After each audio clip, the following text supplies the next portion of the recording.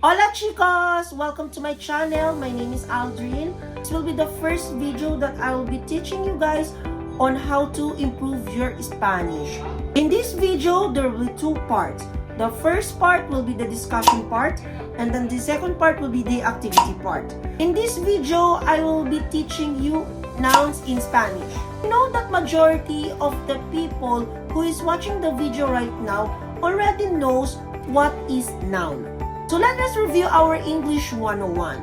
Nouns are the names of the people, places, events, animals, and etc. In other words, these are the labels that we put on something. Something that we can see, something that we can touch, something that we can feel, something we can taste, and something that we can smell. So by the way, what is the difference between English nouns and Spanish nouns?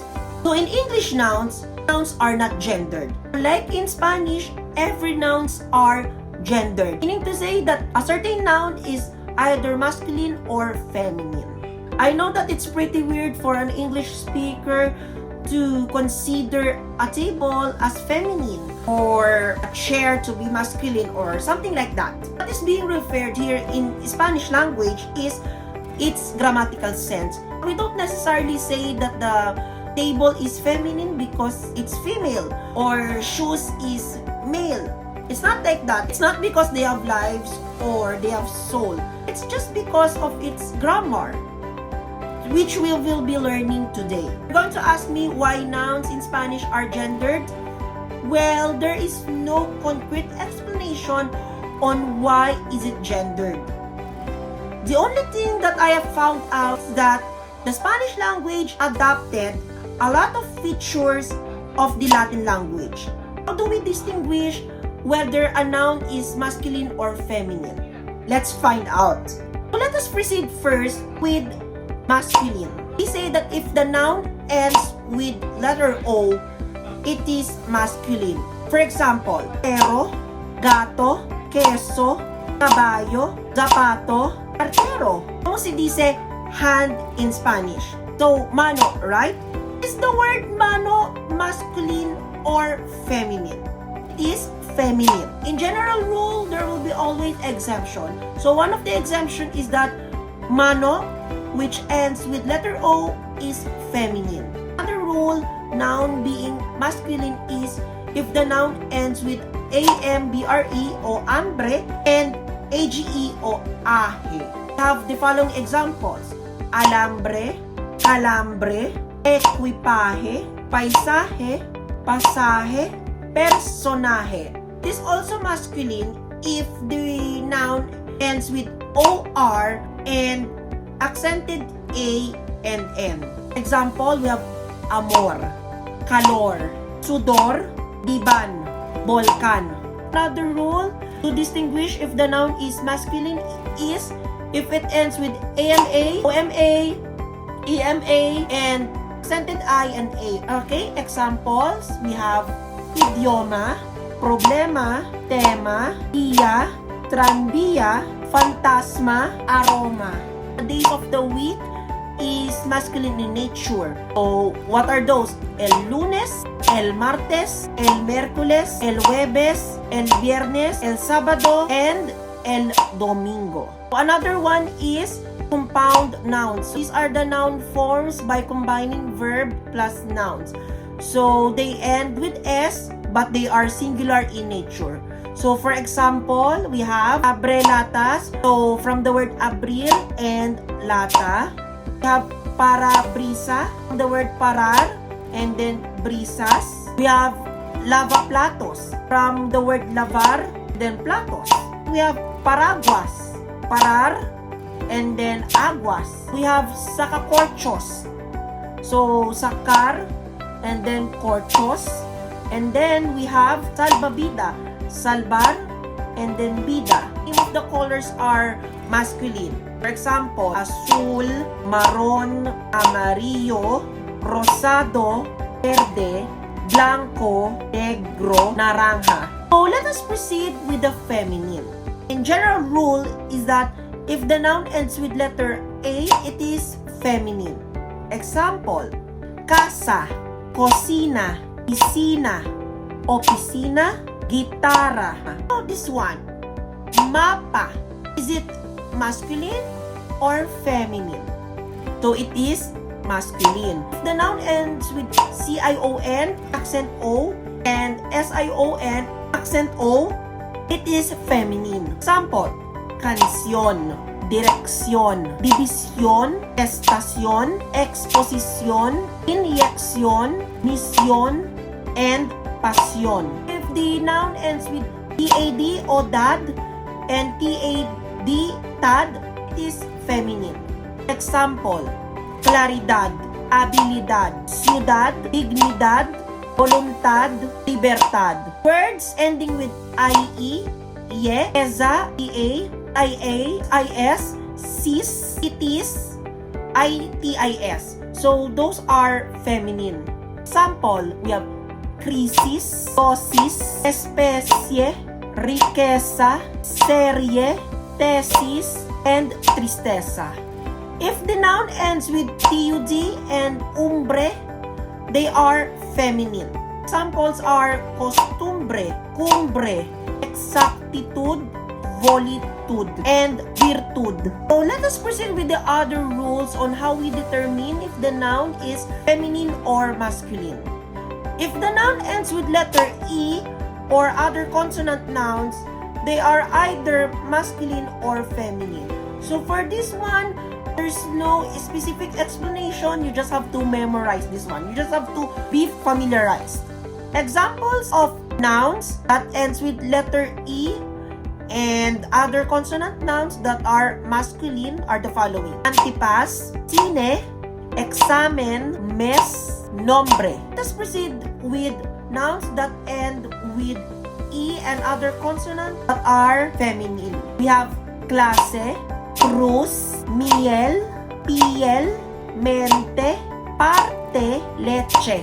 Some of the feminine nouns are actually shortened versions of the longer nouns. Example, photo is fotografía, bici is bicicleta, moto is motocicleta, disco is discoteca. Nouns designating professions and individuals that end with A, ANTE, E, and ISTA. They are either masculine or feminine. So we have the following examples: atleta, cantante, estudiante, amante, gerente, interprete, pediatra, periodista, poeta, turista.